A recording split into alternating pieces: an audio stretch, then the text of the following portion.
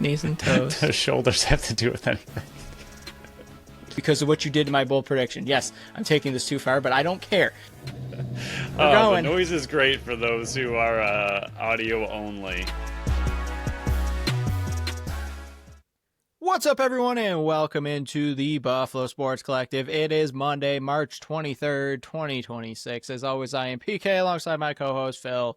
Episode 424. It's a Palindrome episode. Remember, you can follow us on Facebook, Instagram, Threads, and TikToks at Buffalo Sports Collective, and on X and Blue Sky at Buffalo Sports Co. Don't forget to follow our channel wherever you listen to podcasts. That includes YouTube. You'll see why you want to watch YouTube in just a second. It's right there over my left shoulder. Check out our website at buffalosportscollective.com. Save that as a favorite in your browser because you're going to want to go there on Tuesday to read Phil's article, which will be out breaking down the game that we're going to go over in even more detail. And look for time breakdowns in the description of the show coming up this week. I just mentioned it. Phil's article breaking down Buffalo versus San Diego, and it's going to be a must read because of the game we're going to discuss. But he goes into specific details on goals against and inside-outside goals and the penalty situation and any confusing rules that might have gone down. And I'm assuming there's going to be one based on a Thomas Whitty kneeing that was made up. Interview Wednesday with somebody from Saskatchewan. I guess I can say it because I said it on the halftime show on Saturday.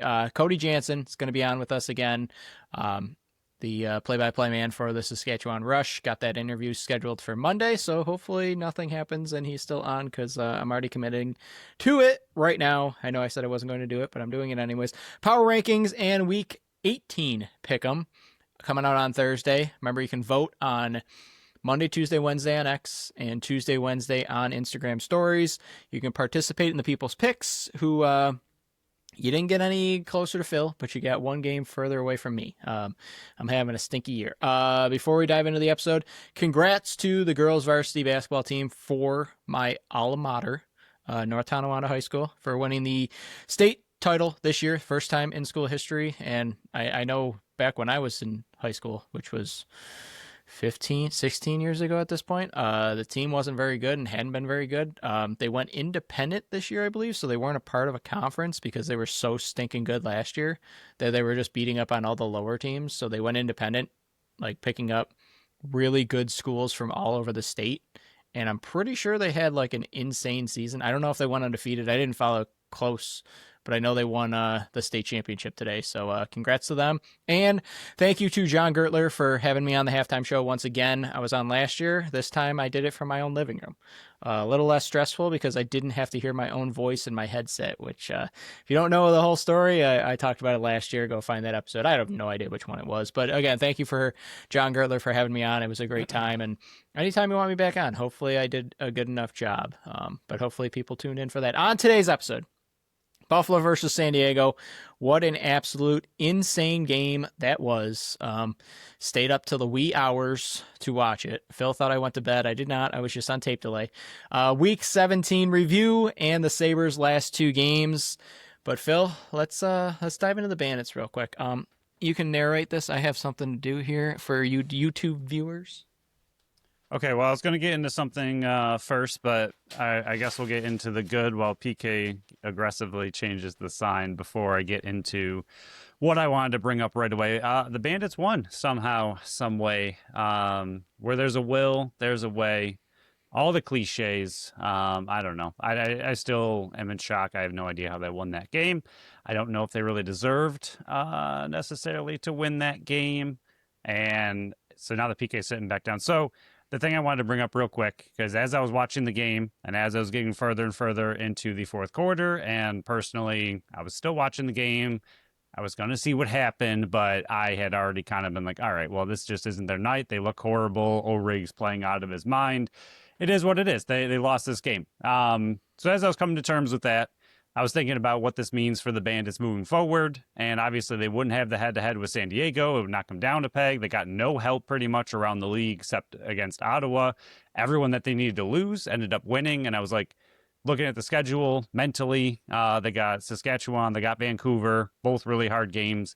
Then you got Rochester, should be an easier game because they're struggling, but they like to play Buffalo really hard. And then you got Oshawa. Again, should be an easier game, but they like to play Buffalo really hard. So thinking about the schedule, if they would have lost this game and having lost the tiebreaker to San Diego, I was like, this is actually a lot bigger of a game than I think I realized or gave it credit for.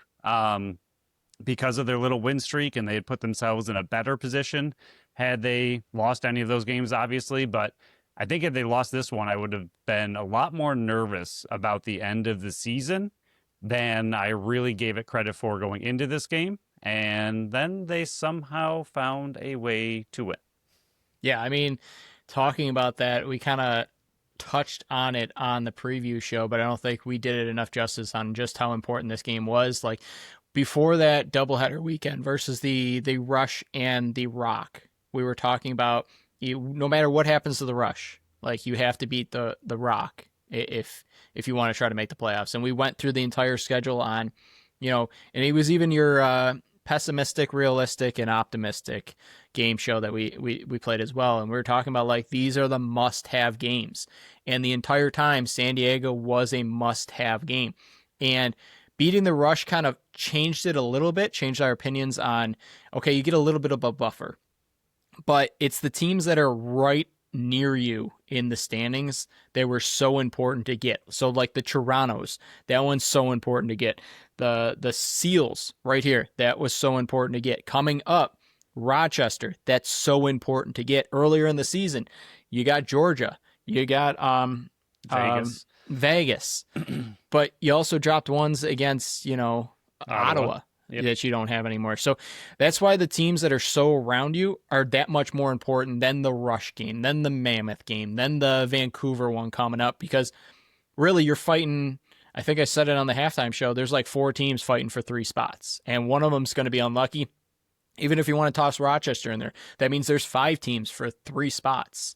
It's going into that night, talking how like you did, really only getting the help from Ottawa, you weren't getting help around the league. Like the Rush didn't help you beat the Rock. Georgia beat Halifax in overtime.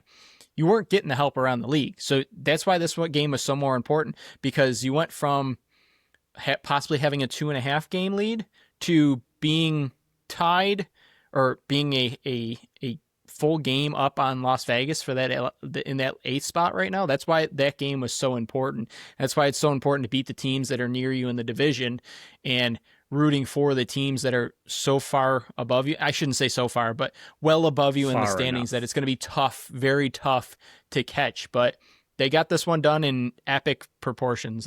Like you said, I still don't know how they did it. They won 9-8 in overtime.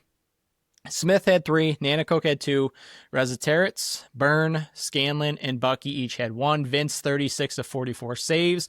Shots were 50 to 44 in favor of Buffalo. Faceoffs went to San Diego 14-8, even though that didn't really feel like it. We'll get into Farrell in a minute. Buffalo went 3 for 7 on the power play. San Diego 1 for 4.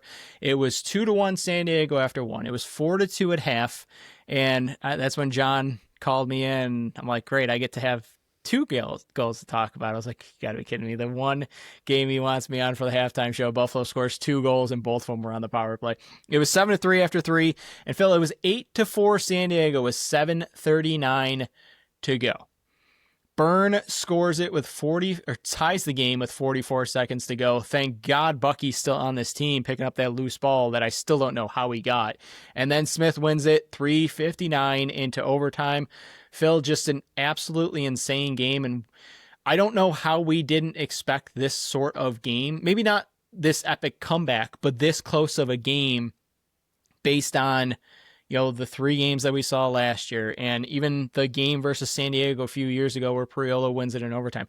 These 2 teams secretly, and I think they said it on the broadcast, Pat Merrill also said it, they have like this quiet, unspoken rivalry, and I think it has continued into the season. Yeah, San Diego now has lost a lot of games now in the last few games by 1 goal or 2 goals or 1 by 1. Like they are all about these extremely tight games. This one was no different. And even just the low scoring of both teams, I think we should have expected that a little bit more. I know you had 12-10, I had 11-9. Neither of those were, crazy numbers, but I think both of us should have been a little bit lower on what we were predicting. But yeah, that for them to have 0 even strength goals with under 10 minutes left in the fourth quarter, and to still somehow pull out not only a victory, but to get the amount of goals they needed at that point. I mean, their first even strength goal was that fourth goal with just under 9 minutes to go. And then, like you said, San Diego put in their eighth goal right after that with 7:36 to go. And I was like, all right, so when they got the fourth one, I was like, maybe they can get on a little bit of a roll. And then San Diego put the eighth one in, and I was like, all right, well, there goes their hopes. That was fun and short-lived. And then they just didn't give up. And I know it's easy to say that, like, oh, you should never give up on a game or anything like that and whatever. It's still really difficult, especially when the team was fighting themselves as much as they were. Like, even as the game went on and as they started to come back, I even told you afterwards, I was sitting there thinking, like, this has got to be the ugliest victory I've ever seen the Bandits pull off, if they pulled this off. And they did. And they looked horrible. Like, it's just, there's no nice way to put it. For the first 3 quarters and 5, 7, 8, 9 minutes into the fourth quarter there, they looked really bad. Like, the defense was doing okay.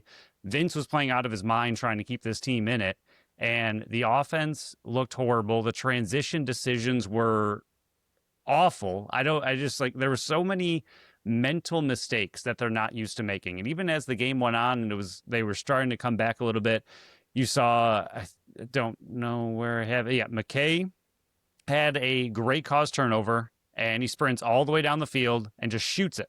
A horrible shot, and it was right at O'Rig's chest from outside and didn't get anywhere near the net. And I was like, all right, well, that was dumb. And then Desnu does the exact same thing and misses the net on his shot. And I was like, what? Like, these decisions that they're making when you need the offense to be on the field, you can't even get it past O'Rig when you have the offense on the field. And then the decisions in transition to just wing it at the net and just hope against a goalie who's playing out of his mind. Like, the mental mistakes they were making, the passes they were dropping. We mentioned this in the pregame show that San Diego was a very good cause turnover team. You can't be sloppy, and they were really bad with that. The passes were all over the place. Like, I feel like the victory if it is the last thing that you're left with, because it's an incredible comeback and an overtime winner, and like you're left with those great feelings, but I feel like it's overshadowing the rough 3.5 quarters they had before that, leading into the incredible comeback. Yeah, we're going to dive into the offense here, but I think it's important to preface this. Good teams find ways to win ugly games, and that's what they did here. But we're not going to gloss over just how bad of a game this actually was. Like, full credit to them not giving up. A lot of teams down 4 with like 5 minutes to go. Like, they scored 4 goals in the final 5:25 to tie it. And then they scored 6 total in the fourth quarter and overtime. Full credit for that. Like, full credit for what the offense was able to do. I know O'Rig was super hot and playing out of his mind, and you kind of saw that, and that's what we kind of expected going into this, when he's only gave up 4 goals in that quarterfinal game last year versus this team and shut them out in the second half. O'Rig is not the reason that San Diego right now is sitting where they are. Like, no, not at all. The defense isn't. It's the offense. All I'm going to say is, I'll leave it like, I give Bandits full credit, the organization, good teams that have been in those positions before find ways to win. So at the end of the day, if you go off and win your 4th championship or take a big run in the playoffs, we're not going to remember this game and talk about it and like how you barely got by San Diego. But at the game at hand that we're going to discuss right now, they were not good for 55 minutes of this game. It's just flat out. And I'm not using the excuse anymore. I said that weeks ago, that I'm not using the excuse of you ran into a hot goalie, because at this point nobody wants to see the Bandits in the playoffs. 0. Nobody. Not at all. Why would you want to? Not just based on the talent that they have, but nobody around the league other than the Bandits and Bandits fans want to see them win 4 straight. You're going to get everybody's best hand every single week. So I'm not looking past that. I'm not trying to talk around it, but when we're breaking down this game for a team that needed to win this one to put themselves in a position to have an easier path to the playoffs, this was a must win. Like, it's flat out. The next 2 games versus the Rush and the Warriors, yeah, you got a little bit more cushion because you got a 2.5 game buffer. You've already beaten the Rush once, so you gave yourself an extra buffer, but the quest to 9 is still there. Like, you still only got 8 because of the damage you did earlier in the season. But we're going to talk about this game in hand. They just weren't good enough. Like, the offense, even John Gertler on the halftime show is just going like, are they getting too cute? Is it too sloppy? And it's like, it's a combo of both. Like, there's times where they're getting frustrated because they can't beat O-Rig, so they're making that extra pass instead of just going for the shot. You mentioned it, the transition game. How many times did we see? Yeah, Desnu, you're going to see that big number of 20 loose balls. You know what else is a big number for a guy playing the back end? 5 turnovers. 2 times in transition instead of just pulling it out. And I understand that we've come to know Mitch Desnu, especially this year, to be a little of an X factor and to go rogue a few times and take the ball into his own hands. For sure. Yeah, versus Vancouver. He went all the way down the field, 3 guys on him, and he took the shot. There's times where, as good of a player as he is, he has some brain farts on the field. There was at least twice where he went in transition and 20 to 30 feet out against a hot goaltender, he's just rifling the ball at the net. It can't happen. But to talk about the offense here, they got it done when it needed to get done. Bucky saved the day after a bad pass. I think it was Dane Smith's bad pass in the corner, or it got tipped or something like that. I still don't know how. It got deflected because I think so. They were going to, I think the dive behind the net is what the setup play was. That's right. He couldn't feed it through, and then Bucky was behind the net, came from behind the net, out back front. I believe he was the one who was supposed to do the dive, and was somehow, like you said, beat 2 San Diego players when it was do or die in a situation where everybody's going for that ball, is not only able to win the loose ball, but is able to scoop it out to Dane all in one very quick motion. Like you said, if he doesn't get that loose ball, it's over. So I don't know how he's, I mean, you want to talk about an X factor and the water bug and everything we say about Buchanan, and you and I already said it 100 times in the offseason that if he doesn't come back, there's no replacing a player like that. There's no one. Yes, plenty of players get that loose ball and everything happens, but like, he does it so consistently that he's always somehow, for a very small player, he's always there. He's always in everybody's way, and he somehow finds this magic loose ball, is able to get it to Smith, and Smith buries it. Just like you said, it doesn't happen without him on that play. Yeah, and again, full credit to the offense, that final 5:25 and into overtime, getting it done. I said it on the halftime show. I think 10 was going to be the number that they needed. It ended up only being 9. But I'll put it like this. Any other team that's not struggling as bad as San Diego is to put the ball in the back of the net, you're not winning that game. Like, the defense and Matt Vince held them in this game, held San Diego to 8 goals. Holding anybody under 10 goals is very impressive. Yeah, I'm just one a little goal by San Diego in the entire second half. Yeah. I'm very nervous, which maybe I shouldn't be based on what we saw the last 4 weeks from this offense, but this gave me a bit of, it gave me a bit of a scare based on what we had seen in the middle part of the season of this team can only put 9 goals in the back of the net, and you need Matt Vince and the defense to hold teams under 10. And that's what it felt like in this one. I know O-Rig had an unbelievable game, and I know San Diego, their defense and O-Rig are not the issue. It's the offense, but I'm putting that on the bulletin board for me to recycle back to. But again, this offense was not good. I mean, they needed to get inside. They were relying too much on the outside. Dane was playing way too much defense in this game for my own liking. He was playing the penalty kill. He was playing just shifts on the back end, and I think that was taking him away from being effective on the offense. I don't know if they were just trying to get more type of transition. That's what it looked like. It definitely seemed like it, but the goal droughts in this one were unbelievable. I mean, there was a 15:08 between goals 1 and 2, 21:48 between goals 2 and 3, and 10:25 between goals 3 and 4. And yeah, you score 4 in the fourth in the final 5:25, but it just wasn't good enough. And this was kind of what we talked about on being afraid if Josh Byrne wasn't putting in 4 goals, because you see what the lefties did. 2 goals, 7 assists, 9 points. Byrne contributed 1, 6, and 7 of that. Like, that's what's scary. Ian McKay, first time back in a few weeks, he looked rusty. I am expecting him to get better and better as it goes. I thought Joey Rez looked really bad in this one. He looked like a player that has only been in this system for less than 2 weeks so far. So I feel like the offense is going to get better. I feel like they just ran into a very hot goaltender. But a lot of the mistakes that they were having were ones that were self-inflicted. Like the passing wasn't good. It felt like the time change over there, or the long flight to San Diego, really messed with them.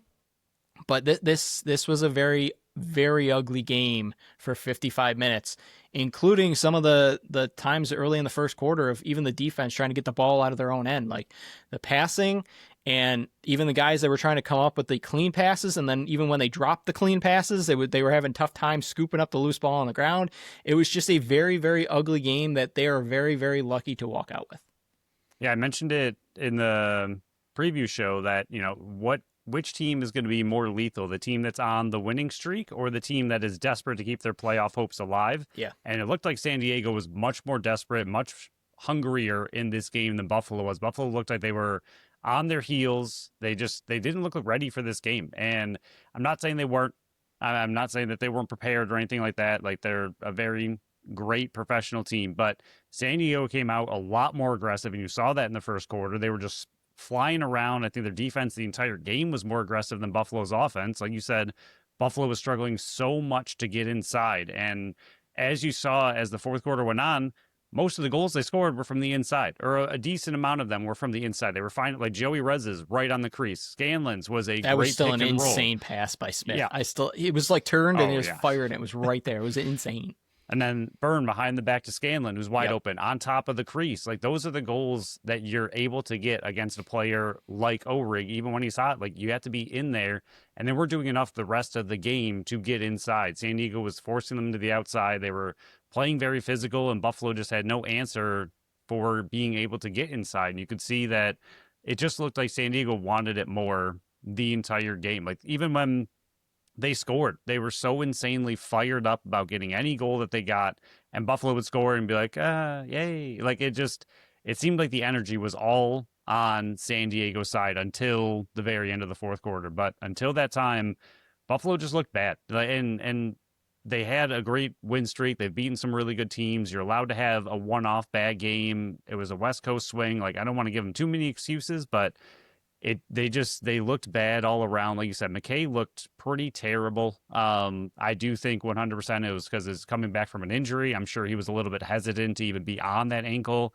So I'm going to excuse this game completely from McKay. I think he'll be fine moving forward. I'm happy he was out there at all, and I'm happy that he's getting some more time. So when they go and play next week, hopefully he is a little bit, more fluid. But my goodness, do they need him to be elite Ian McKay if they have any hopes of going deep in the playoffs? And then I agree with you again about Joey Rez as well. He looked like he was lost, and same thing with him. I think it's just going to take time. Like, him getting that goal that he got with Smith, like, that looked like the chemistry that you're hoping builds down the line. And even with that being on his offhand, but a lot of players, I would think, wouldn't expect anyone else to make that pass. Like you said, like, they're just like giving up on this play. There was only a handful of seconds left on that shot clock.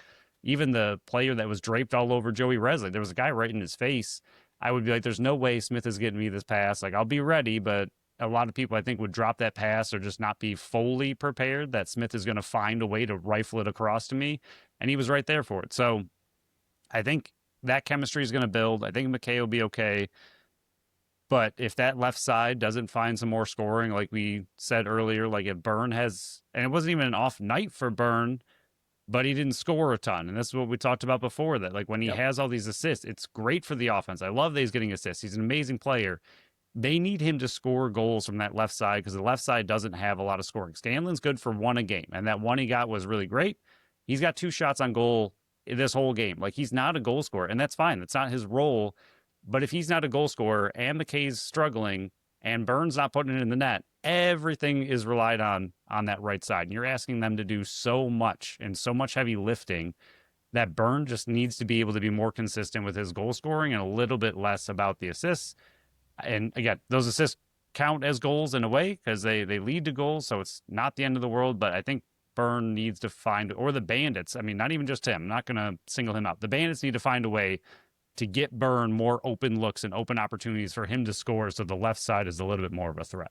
Yeah, and even if it's just not Byrne, they got to find ways for the left side in general to score goals because they scored, 5 from the lefties last week, and 4 of them were for Josh Byrne. Right. He had 1 from Scanlon. Again, I fully agree with Scanlon's role. Like, he's good for 1 a game, but he's the Kyle Buchanan of the lefties, except for less points on the scoreboard because he does all their dirty work.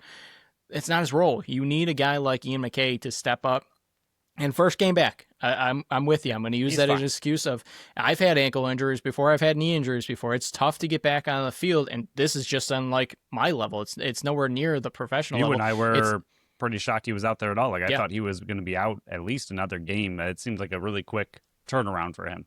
yeah. It's tough to trust the bone or the body part that you injure your first time back. So full excuse on this one. He still got 7 shots on net. I fully expect him to become what we saw before the injury. I mean, he had that 4-goal performance versus Saskatchewan before he got hurt. It felt like he was finally getting back to the Ian McKay we're used to, and then that injury happened. So hopefully he's able to get back to it. But before we get away from the offense, the only other thing I want to point out is, again, Bucky in the overtime, did you see what he did? He cleared space to have Dane Smith go one-on-one with Bradley, Yep. and that juke step that they were talking about on the broadcast, God, that's just like, it's coming and you still can't do anything about it. So, like, I know we're talking more negative on the offense here. It's just what we were seeing with our eyes. What they did in that final 5:25 and into overtime was phenomenal. Like, hands down. It was great lacrosse that we were seeing. The passes were crisp. Like, it took 55 minutes to get to that point of crisp passing. You see the pick and rolls. You see the guys getting inside. You see the nasty juke steps. It was a phenomenal last 5 minutes. It just, I don't know why it took 55 minutes for Right. them to warm up and get to that point. But maybe it was just simply them. Everything they were doing was leading up to that point to capitalize it. They just bet their pretty butts that Matt Vince and the defense was able to keep them in. And that's where we'll switch over the defense here. I think one quick note here. Do you see Zach Belter get a shift on penalty kill? For a guy that they don't like having in their lineup, maybe they trust him more and more. They got some shifts in overtime. Like, maybe we're just leading the Zach Belter bandwagon here. Maybe that's what we're here They're to do. But listening. They're listening. he got some shifts on defense in overtime, and he got a shift or two on the penalty kill. So maybe He looked good. yeah, I think it's been 4 games now where a player that he's covering has not scored. Maybe keep him in the lineup. Yeah. Matt Spanger. We haven't talked much about him this season, and that's a good thing because I thought he's played very well since he's came back.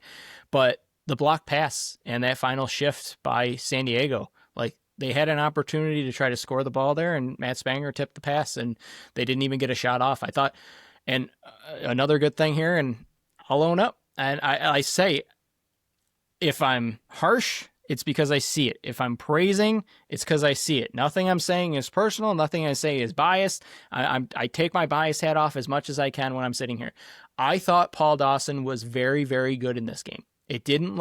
There was maybe a handful of times where he got beat, but every player gets beat a handful of times.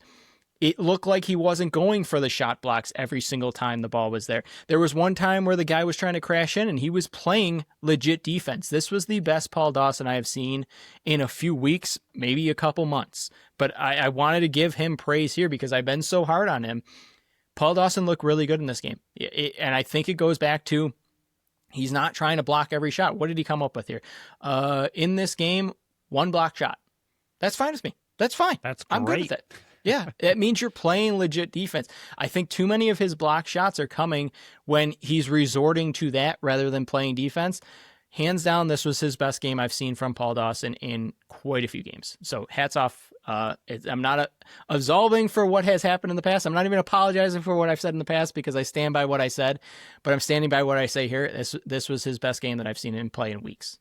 Yeah, there was one play specifically that stood out to me with him, and it was that exact mentality that he had where there was a player from the outside getting ready to shoot, and I was like, here we go. He's going to throw his arms up and block the shot. Instead of doing that, he took 2 steps forward, got his stick in there, and stopped the shot from even ever existing. And I was like, all right, that's all I need. That's all I need from you.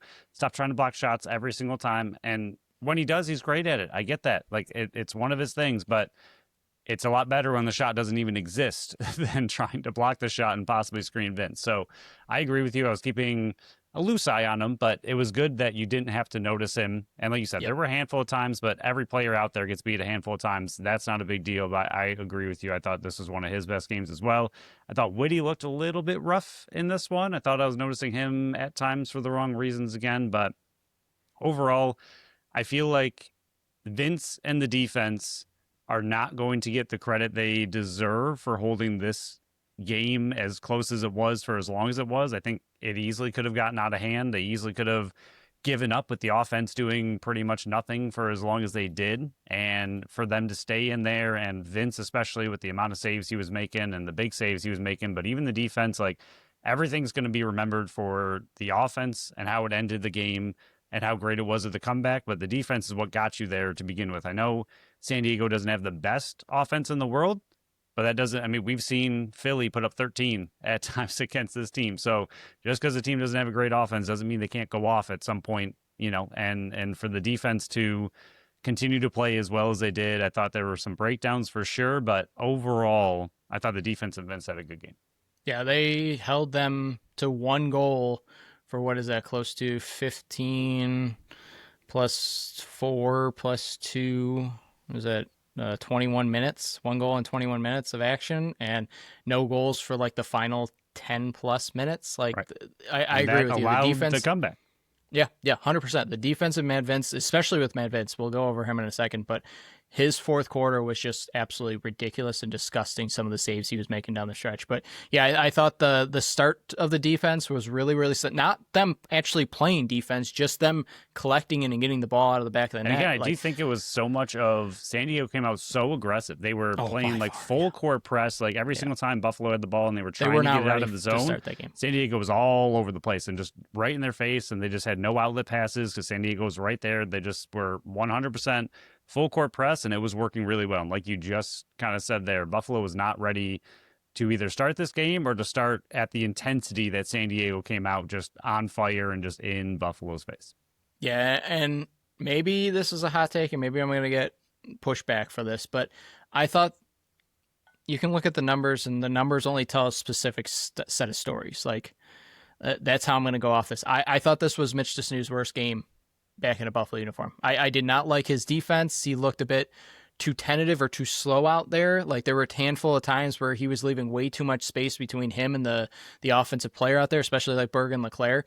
I know people are going to instantly go to, but he picked up 20 loose balls and he had 3 block shots and 2 caused turnovers.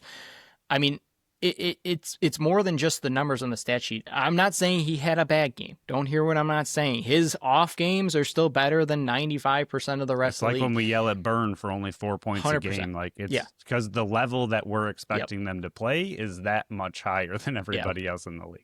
Yeah, and 100%, I agree. It's unfair. Like, I should be able to like have a even bar. That's what you expect from that player. Play. That's what you want out of that player. That's the reason. Continue. Yeah. So when they even have just slight off games, like, I didn't think he played bad. I just thought this was his worst performance in a Bandits uniform. And his grade is so high for me. Like, his bar there of what he's been playing at, anything below it just seems a bit off. But it's the 5 turnovers to me. Like, and the 2 he's got 2 shots on net.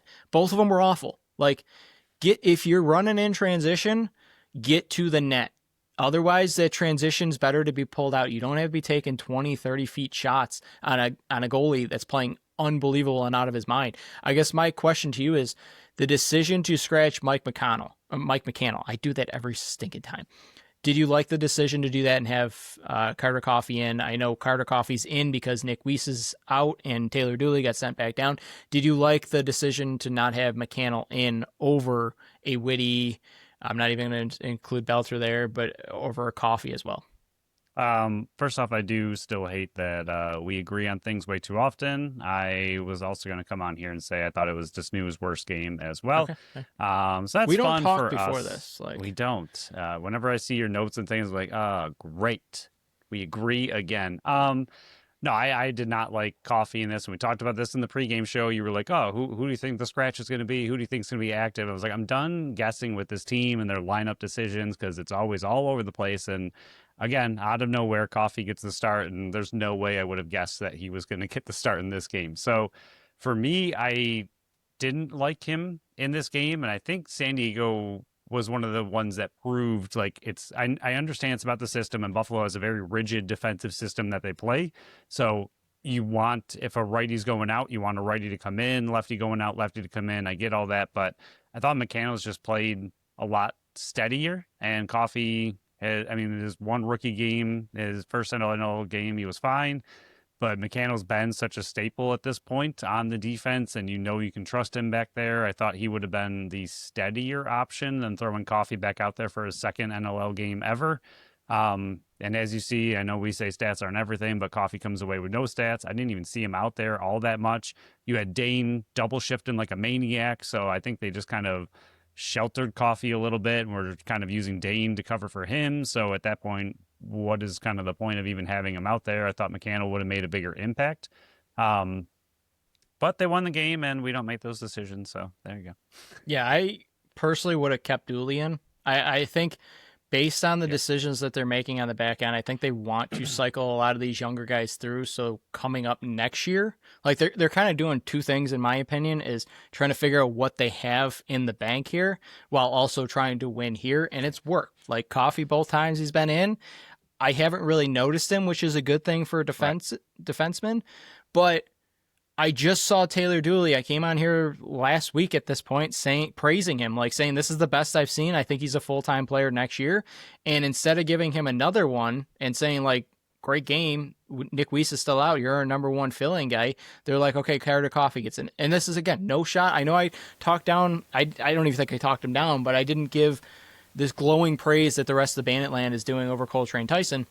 Everybody thinks I might be negative towards it. No, it's just I feel like Taylor Dooley deserved another shot in this based on his performance last week. I thought it would have been, I can't even say more smart because they won this game, but I thought the correct decision would have been to leave Taylor Dooley in until Nick Weiss is back just based on this performance. But again, they won the game. Coffee didn't really do anything, but I do agree with you. I think Dane Smith was taking more double shifts because they were light on righties because they didn't trust Carter Coffee in a game where they're trying to come back to be relied upon there to keep the foot on the gas on the back end to keep them off the scoreboard. But before we dive into the rest of the offense for San Diego, let's go over our sponsor of the episode, Tap That Tap Room at 363 Delaware Street in Tonawanda, New York. It's Buffalo's first woman-owned self-pour bar featuring 30 consistently rotating taps. They offer a variety of beers, ciders, sours, seltzers, and malt beverages. PK, we have some big news coming up for Tap That Tap Room, but we are not ready to announce any of that just yet. But for now, I want you to keep an eye on their events page. They have been updating it pretty frequently as what they have going on. They've had NCAA games there. They've had Sabres games. They've had the Bandits watch parties. They're doing a lot of kind of last minute events and kind of things like that. So just keep an eye on their event page on their Facebook page to see what they got going on that day with drink specials, with their 30 rotating taps. They still got their books and brews on Wednesdays, so you can go in there and chill on those days. But if you're looking for sports, they are the place to be right now. Just keep an eye on their event page, and they've been having, like I said, the Sabres games, the basketball games, and the upcoming Bandits games as well. So go to their Facebook page, check out their events and what they have going on, and go to their website for the rotating taps that they also have available. TapThatTapRoom.com. Let's go over San Diego's offense here. Connor Robinson kind of did squat. I know he got that big hit, and he just didn't seem the same he got wrecked. 1 assist, 4 shots on net. Dylan Watson didn't do much in this one. 1 assist on 2 shots. He had 4 turnovers. And then Courier, they kept him in check besides 2 goals. Like 2, 1, and 3, 11 shots on net, 9 loose balls, 3 caused turnovers. He had 5 turnovers in general. The lefties went 2, 3, and 5, 17 shots, 9 turnovers. I thought they kept the lefties in check, which goes to the point of the righties. Like Steve Perlow was playing a ton of shifts. Paul Dawson was playing a ton of shifts. Credit to the righties for hunkering down and battling back there when, they were short staffed, especially with double shifting, Dane Smith as much as they did. For the lefties, I'm sorry, Corey Small was ruled out. He was questionable, and then he gets put on IR. I think Buffalo got a little nice break not having Corey Small there. As much as I talked him down last year versus Toronto, I thought he would have been a nice element back to this lineup. For the righties, Pat Cavanaugh comes back, and to me, I was a little bit nervous based on what we saw Michael Sowers do to him and Kyle Jackson, a lot of the field players do to Buffalo when they faced Philly. I was a little bit worried, but they kept him in check, kept him off the scoreboard, just 1 shot on net, 5 turnovers. I thought they kept Wes Berg in check. I thought they kept Kellen LeClaire was held off the score sheet. He didn't score at all on just 3 shots. Like, I thought he did phenomenal. And then McIntosh was the one that killed him the most on 3 shots. Or, I'm sorry, 3 goals on 7 shots. I thought, for the most part, this defense did a phenomenal job hunkering down and locking down the three most dangerous players on this team in Westberg, Zach Currier, and Trey Leclerc, keeping them to just 4 goals. Like, if you had told me going into this game, you keep those 3 guys to 4 goals, I would have thought you won this game like 11-8, 11-7, something like that. But I thought, again, the defense and Matt Vince kept them in this game and allowed the offense to make that epic comeback at the end. Yeah, and they also had the double minor as well that I know they were allowed 1, but they were able to fight off the other. So even with just the one power play goal on 4 opportunities for the defense, I mean, that knocks you down to 7 even strength goals for San Diego. They did a good job.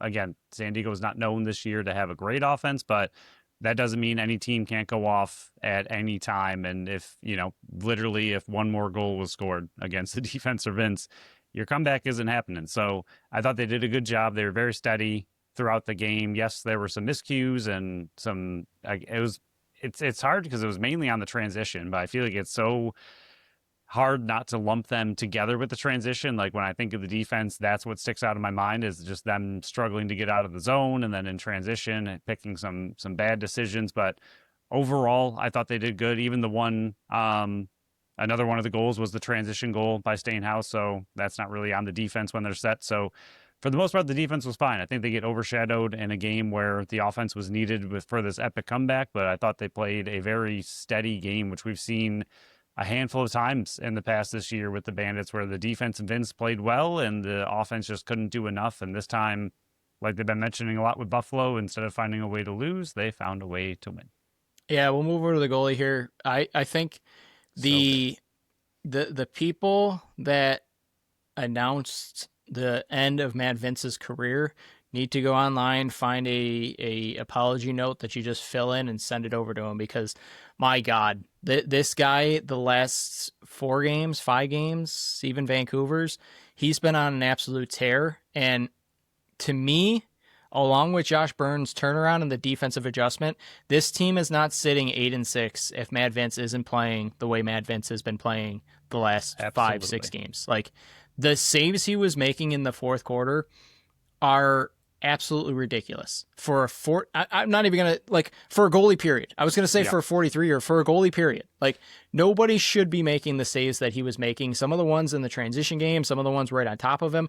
He kept this team in it and he gave them a chance, and that's what insane goalies do. Like, that's why he's the GOAT. That's why even Jake Elliott said they're gonna name the Goalie of the Year award after him. He's not gonna be up for Goalie of the Year this year, but he should be in I don't even know if he's going to be in the talks for it, but what he's been doing down this stretch to get Buffalo back into the playoff race, he's the number one reason for it. Like to me, it's more, again, he won't be in this conversation either, but that's him and Smith this year deserve MVP more than any other year we've seen. I know Smith has blown numbers out of the water and he's led the team and everything, but this year Smith has put the offense on his back to win games and Vince has put this whole team on his back to win games. And that's, to me, the definition of an MVP for a team. They're not sitting in a playoff position without the way Smith has been able to carry the offense and without the way Vince has been able to put this entire team on his back and keep them in games when the offense has been struggling as much as they have been. Yeah, if this defense had adjusted their style or the refs hadn't been calling insane, stupid penalties to begin with and the calling the rule that was supposed to be, I really wonder what his numbers would be, because he's putting up great numbers right now based on the adjustments that the defense has made and giving him the shots that he wants to see. And he's not having to face 10, 15 shots right on top of him every single game. But we'll go through the goals here. I mean, the first one, McIntosh, after a very, very, very long face-off scrum. I hate long face-off scrums. Maybe I'm the only one. I know, like, in the fourth quarter when him and Baptiste were going at it for 30 seconds, I'm like, you guys are down 3 goals. Like, just let them win. It would have been better. You would have gotten the ball back already. I hate long face-off. I was waiting for that. Fresh off the bench, I mean, it was just a great shot over Whitty. I thought Whitty was in good position for this one. It was just, it was a better shot. The second one, McIntosh, stop me if you disagree on any of these ones. McIntosh power play, Berg with an absolute great feed to McIntosh behind the net for the dunk goal. I think Cam Wires, I believe it was, got caught a little standing, but it was a great pass. Great pass to make it 2-1 San Diego. The Berg, DeSnoo plays neither McIntosh and Berg. It forces Spanger to try to get back and catch up to Berg. Again, this was a bad play to me. for Desnu. He was kind of like in no man's land. It didn't really play one or the other. Berg was left wide open to make it 3-2. The fourth one with Berg, D-Rob gets picked and can't get back. Wires can't get over. This was a great play designed by San Diego to free up Westberg to get that shot across. And, Dylan Robinson didn't really have his feet under him on this play. Yeah, it makes he it looked, 4-2. That pick was way too easy on him. I was like, bro, like set yourself. What are you? Yeah, like, he was not ready for it. No, he looked like, I don't know. It was just so weird seeing him get picked that easily. It looked like a breeze just blew him over. Yeah, the fifth one, Stainhouse, this one was in transition. Everyone runs to the bench to try to get Priolo out there. I wish they would have sent like a Cam Wires or somebody a bit quicker than Priolo to try to catch up, but I don't know if even they would have been able to catch up. He beats Matt Vince 5-2 high. Courier, Dane gets picked. Whitty gets stuck playing again both roles. I thought this was kind of on Whitty. He didn't know where to go. He leaves way too much space for Courier, and he beats Matt Vince 6-2. This was the only one that I have possibly on Matt Vince. The Priolo just gives him way too much space. Even Jake Elliott on the broadcast is like, I don't know if he's like daring Zach Courier to shoot this thing. Does he know that Zach Courier has a great shot and what he did to Buffalo to send it to overtime last year? I thought Matt Vince could have had this one, but I also believe that Steve Priolo needs to close that gap. And then the eighth one, McIntosh, Desnu just pushed away way too easy again. McIntosh clears the space for himself. You see him do that, like push Desnu, clear that space, and gets the shot off, make it 8-4. But that was the last goal. Like I said, I thought Matt Vince and the defense for the most part played really, really well. It's just, it was a combo of some guys playing in no man's land, some guys not having the feet under them, and some really good play designs by San Diego. Yeah, that's 2 games in a row now where again, as a whole, I've really liked what the defense has been able to do, even against Colorado, but something that they're getting caught up in. And we'll see how teams adjust to it. But I would much rather have these outside shots. Vince has a much better chance of saving them. So continue this style of defense. But it seems like teams are finding ways to pick the Buffalo Bandits on the high side and cause a little bit of chaos. And we saw Colorado do it quite a bit where they're just picking players all over the place, finding ways to free up their best outside shooters. And I think San Diego is able to do it a handful of times as well. And I know that's just part of lacrosse. It happens. Every team does it. I mean, that's how pick and rolls happen. I mean, that's one of the things that Buffalo does really, really well. That's how players get open. Like, it's just part of the game. It's going to happen throughout the game. So holding a team to 8 goals, 1 power play goal, 1 transition goal. So realistically 6 goals when you're even strength playing defense against offense. That's really good. That's fine by me. I also had the 7th goal on Vince and on Priolo. I called it on both of them. The very first one I thought, because of how far out it was, he might want that one back. But other than that, and then, the couple like you mentioned on defense, and Desnu was, that 8th goal. He was just all over the place. I don't know what he was doing. And then there was a few other ones like you said. But for the most part, defense and Vince played really well. Yeah, we'll wrap this one up. I thought this one was Connor Farrell's best game as a pro, going against the best face-off man in the league. You don't look at the 14-8. Like, I tossed it in the garbage. Everybody that claims that face-offs matter and you want possessions. Look at Halifax's game. They went 34-35 and they lost the game. Like, only one team that won at the face-off dout outright won the game. Like, face-offs matter in certain situations. He got a massive clean face-off win when they were down 1 with 1 minute to go to set up that shot by Dane Smith to tie it. That's when face-offs matter. That's when you want to come up with clean face-offs. Otherwise, he was beaten. How many times did he beat Trevor Baptiste clean? Like 3 or 4 different times? That normally doesn't happen versus Trevor Baptiste. Yeah, his numbers, which we mentioned, we didn't mention on the last show, but he's up over 75% on the season for face-offs. That's an insane number to be number 1. Like, that's not even close to the next person, which I believe is Withers. So, I mean, Withers after that last game of only losing 72, I believe. Yeah, I would say he might be up there now, but those numbers are crazy. Like, that's an insane amount. And for Farrell to do what he was able to do against someone of that caliber was really, really impressive. Yeah, this was another game. He's been stacking good games in a row. This is when having a Fogo matters. You got the face-off when you did, and you were not allowing Trevor Baptiste, who is a threat in the transition game after a clean win, to get those clean wins. Just, if you're down 3, don't let the scrum go on for 30 to 40 seconds. It's a bad decision in my brain. The make-believe kneeing penalty that was called a major and then get reduced to a 0. I think they called it a major because they really didn't see it.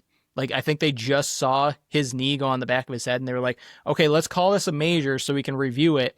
And if there's really nothing there, we can drop it to a 0. It's better than calling it a 2. But like, why is that even called in the begin with? I don't know if it was the same with you, but I saw a few people comment on it. The video quality for this game felt like it was a tad out of like focus. Like I restarted the app multiple times to see and it was still there. I don't know if it was just that's how San Diego is constantly with the lights and the crowd's lights off. And then there were some times where it was like way too bright and you could barely see it. So I don't know if it was the same with you, but I did not like the video quality coming from San Diego. It hurt my brain watching that the whole game. I don't think it was too bad on my end. It did look a little blurry at times, and I had that weird kind of like tracking motion across your screen where it's like really horrible, too, and then you can see it slowly kind of refresh back to normal. Outside of that, yeah, it wasn't great, but it wasn't horrendous, I don't think. That's fair. Yeah, the kneeing, I don't know what that was. Yeah, we'll go over the penalties really quick. Illegal substitution, just sloppy work for the bench bosses there. I mean, they have not been caught as much as they were last year, so it seems like they cleaned up that part of their game. But still, that's a penalty that doesn't ever need to happen. You just don't let players out of the box. Priolo double minor. This was just stupid by the captain. Like, you got the slashing, and then after the whistle, you check the guy in the face. I thought overall the refs were calling it very, very close, like stupidly close, too many penalties, but they were calling it for both teams. And I said it on the broadcast, and even John Gertler was like, "Do you think the refs are doing it too much?" I was like, I always say, like, if you're going to call it both ways, and then the players know how to adjust to it. Second half, I think everybody adjusted to it. I think the refs kind of settled everything down. The Nanticoke delay of game, I thought that one was chippy. Like, it seemed like it was chaos. Nobody knew what was going on, and then he back-checked it, and then they called delay of game on that one. I thought that one could have been, nothing burger. But reset, overall, yeah. I thought they called it way too close to start, but they did correct it, and I think the players overcorrected. So I'm not going to give them too much of a hard time because you called it the same both ways. You were consistent in how you were calling it, and again, I'm not going to criticize too many calls if you're calling it the same, because that's all I ever want is just, if you're calling it one way, call it the same for the other team, and I thought they did that. Yeah, I thought this game, I mean, Buffalo had 0 penalty kills from the second quarter on. Like, after the first quarter, there wasn't a single penalty called against Buffalo except the Ian McKay roughing that was 4-4. But even for San Diego, a lot of the calls that were called against them, like, it was... And I even mentioned it in our group chat that it was annoying to me to watch that game and how slow it was. It was just call after call after call after call. And like, yeah, it's great that it's even. And even Buffalo ended up coming out with more power plays, which is great. But I would rather see less power plays and just let the players play. And I think the good thing is it was so noticeable because we haven't seen it all year. And I liked like having that realization of, oh, we haven't really seen a game like this where the refs are so heavily involved. And like you said, after that first quarter, it kind of disappeared. Even the ones against San Diego, I was like, I don't know if these are really that bad of calls. Like, what are we doing? But even the Priolo ones I watched again, and I really didn't think they were that bad, but because of how tight they were calling it, they gave it to them. The illegal substitution, absolutely. And the Nanticoke one, this is still what annoys me about... I saw this and I was like, Phil's not going to like this one.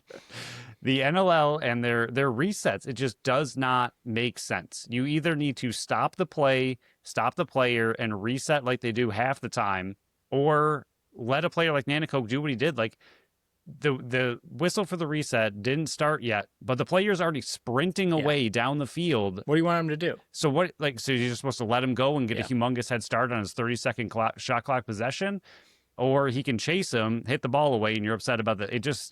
The consistency should have been there just blows my mind. I don't like get soccer. It's not a flag. The refs just got to be like, right, just reset. Can't do that. Reset. Bring the ball back here and restart. Right. Like I agree. San Diego shouldn't be allowed to do it either. Like, why are they sprinting all the way down the field and you haven't even started their shot clock yet? Like, that's not fair either. So it was like, I think it was the correct call, but the call annoys the heck out of me because I just think the NLL as a whole needs to figure that out. Like, the fast restarts, either you got to let them go and what Nanticoke did is fine, or you have to stop the play and do a hard reset, and then what Nanticoke did doesn't happen because it doesn't need to worry about it. So I agree. Correct call, just frustrating to watch. Well, we're 55 minutes in. We just wrapped up this one. We got to crank these rest of them out. 11 possible milestones, 5 happen. They got their 300th regular season win. Josh Byrne goes up and over 700 career points. Steve Perillo got both the double minors, so he's passing Schneider for 7th place in NLL history. Toka Nanako gets exactly 2 points, so he's got 200 for his career, and Connor Farrell does pass Rich Kilgore for faceoffs. The rest of them were pretty close, so we might be able to check off more next week. But Phil, let's dive into the Week 17 outlook. Saskatchewan does not help Buffalo. They lose 13-9 over Toronto. Toronto, like, I gotta give them credit. Besides the Buffalo game, they've been on a streak right now, and the offense is doing just enough. Kirst bounce back game, 3, 4, and 7. Bushi had 3. Dowick had 1. Rogers had 7 assists. Like, everybody on offense is doing what they need to do, and Rosie shut down Saskatchewan. Saskatchewan is on a bit of a skid here. I know they lost 3 of the last 4. 2 of them were in overtime, but you know, the number 1 seed's up for grabs between Colorado and Vancouver now, and I think Vancouver is going to be able to catch Saskatchewan with an upcoming game. Yeah, you mentioned it before this game that you weren't sure if Saskatchewan really needed this win and like how much would they really want to win this game, or would it be a little bit easier for Toronto? Now Saskatchewan's looking at a team right in their rearview mirror if they want the number 1 overall seed. So they do need to start picking it up a little bit. Since Rose has come back and settled down Toronto a little bit, I think them as a whole, and I know it's weird to say like the goalie came back and the offense gets better, but sometimes that happens where just somebody on the team can settle the entire team down with a leader of that caliber, and now you see the offense start to pick it up and you see the defense start to pick it up, and Toronto's putting it together at the right time, similar to Buffalo outside of the San Diego game. Didn't love what Buffalo did there. We'll see how they play against these next 2 games, but I think Toronto is putting it together at the right time, and they're going to be scary if they stay on this trajectory. Yeah, Toronto's got Philly, San Diego, Ottawa, and Saskatchewan to close it out. Saskatchewan versus Vancouver for the number 1 seed.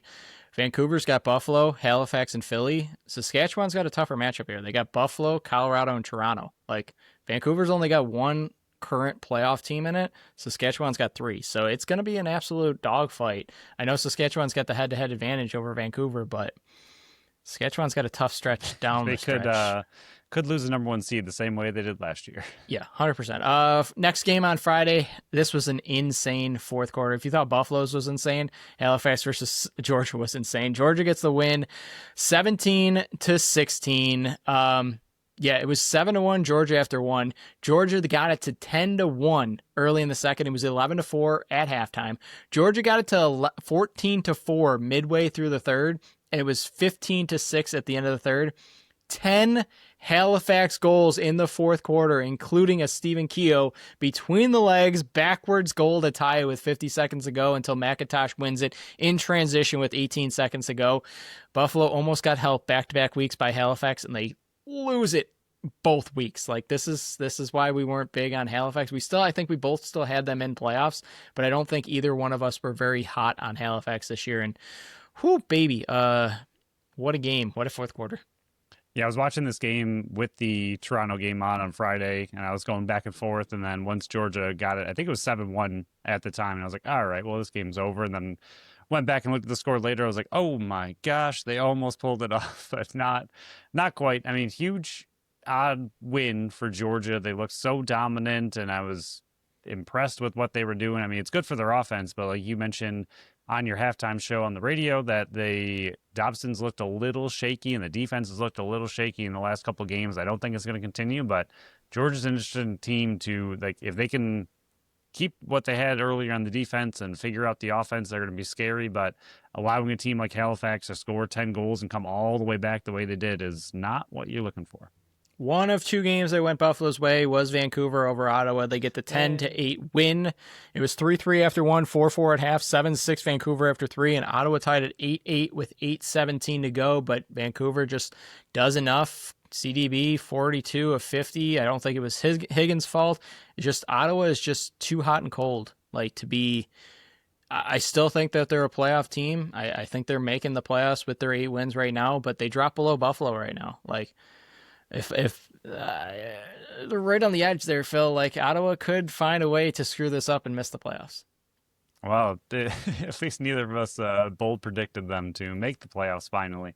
Yeah, they're just, I don't know, not a good enough team. I mean, realistically, like it's I don't know. Georgia, Toronto, and Halifax to close out their season. Yeah, they're good, but I don't think they're good enough to hang with a lot of these top Yeah. teams. I think they're much better this year than they were last year. I think they've improved quite a bit, but they don't seem to be doing quite enough to hang with the tougher teams on their schedule, and it's showing again in a loss like this. Flip over to San Diego, Vegas versus Rochester. Vegas puts up 17 on Rochester again. Randy Mern still looking for his first win. 17-13 win. All I'm going to say is, yes, Rochester battled all the way back. It was 6-0 at one point. It was 8-1 after one. It was 10-6 Vegas at half, 12-10 after three. Rochester actually took a 13-12 lead in this one, but Vegas would score the final five. I don't understand how Riley Hutchcraft didn't get the start. Like, you've seen enough of Rylan Hartley this year. He's on the struggle bus. I don't know what he did to talk his way into starting this one. He has not been the same, and I think it was Jake Elliott that talked about it on last class. He has not been the same since that hit on Steph Charbonneau. He has not looked good, and that's when Rochester's downfall started. Like, I don't understand how Hutchcraft didn't play in this one and start in this one because, yeah, he allowed 9 goals, but 32 of 41 saves in 48 minutes. He was already behind the gun with it to start that game. I just don't understand how they started Hartley in this one. I believe, and maybe I'll go back and check, I'm pretty sure I said Hutchcraft should start this one over Hartley. And Hartley comes out and looks as bad as he did. And Las Vegas doing all this still without Chase Fraser. It is kind of ridiculous. I don't know. They're in a playoff spot right now. The most wins in their franchise history was 6. And it's still going to be a battle for them for sure. Their goaltending is still interesting. Not really sure what they're going to do there. They've been both hot and cold, but their offense is one of the best in the league, and it doesn't even have one of their star players. It's pretty ridiculous what they've been able to do recently. And Sean Wesley was questionable, so the righties might start getting healthy. I know Jake Elliott said he saw Chase Fraser, and if they're in it, I think he's going to be back. Calgary versus Colorado. Colorado gets a win 14-12 in a big game that they desperately needed. It was 2-3 Colorado after one. I said that weird. 3-2 Colorado after one. 8-5 Colorado at half. They had the lead 11-9 after 3. Calgary got it to 13-12 with 4:15 to go, but not enough. Colorado gets the big win. Phil, in 11 games, I believe he's played, he's the league leader in goals scored. Like, imagine what this guy would be, where his number would be if he played in all the games. Another 6-goal performance, 10 points. When their goal scorers are on and Ward's playing the way he does, I think this might be one of the toughest teams to beat in the league. Yeah, I think this is what goes to show how good Buffalo's defense was against them in that game, holding Q to only, I think, 2 goals and maybe 2 assists for 4 points when they played Buffalo. Right. Being able to contain that offense is really, really difficult, and for Buffalo to do what they did was pretty fantastic. I know Calgary's not the best team, but they've been playing really well recently. I think, like you've already mentioned plenty of times this season, Calgary's going to be a really good team next year as they continue to find more pieces and make it all fit, but Colorado got the much-needed win that they definitely needed, especially for the standings to be where they were. When I saw Calgary was at 13-12, I was like, oh, maybe they can do it, and they did not. So we'll move here with the Sabres. We'll wrap this one up. They're up 1-0 on Anaheim as we're playing right now. 8-18 on Sunday night. They beat the Sharks on Thursday 5-0. Carrick had 2. Oslin had a goal. Dahlin and Tage had a goal. It was another shutout, back-to-back shutouts. At one point, they had scored 4 goals on 4 shots. Just filthy. I mean, this is the most points they've had since 2010, 2011. They're 33-6-2 in their last 41 games. I mean, this is the most wins in a 40-game stretch since Detroit in 1995.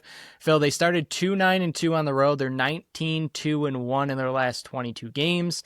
Actually, that's 20-1 in their last 23 games because they get the 4-1 victory over LA. Tage, Carrick, Dahlin, and Benson had the empty netter. UPL 26-27 saves. They've allowed 1 goal in the last 3 games, Phil, not including the Anaheim one that's getting played right now.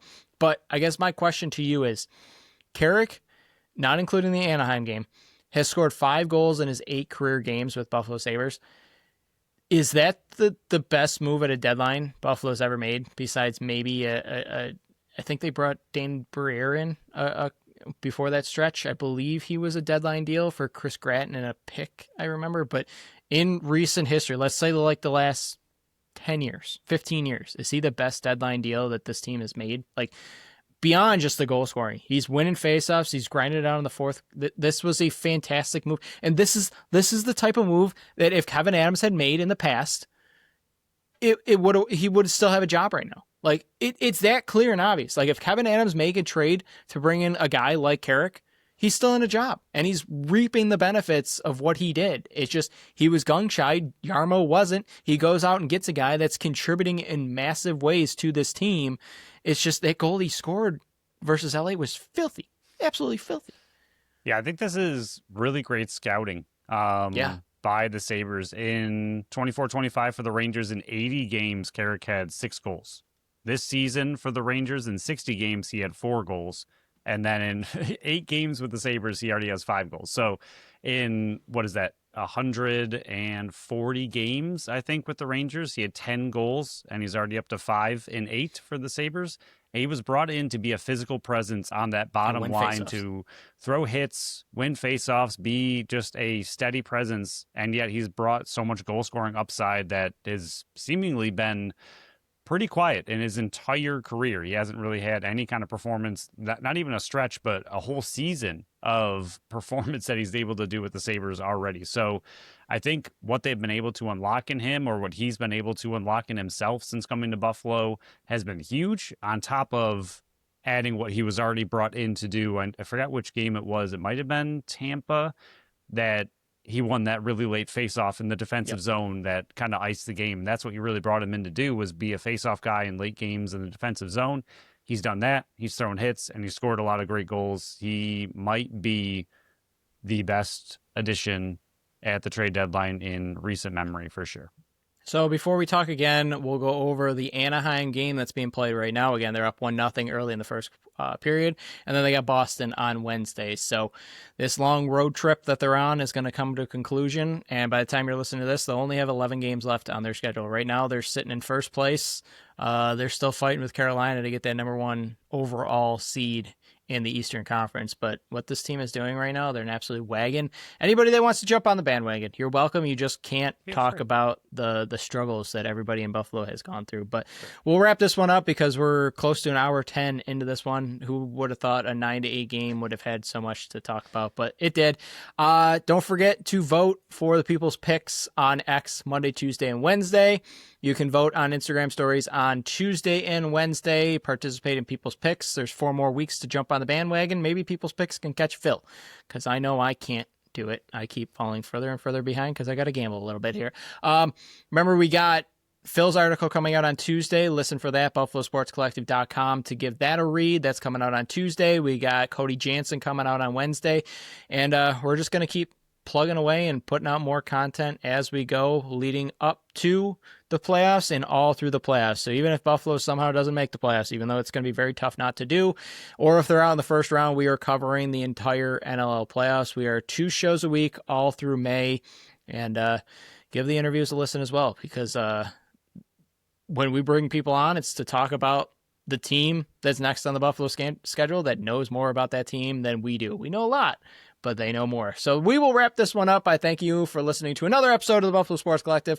We'll be back on Friday to preview Saskatchewan versus Buffalo in round 2.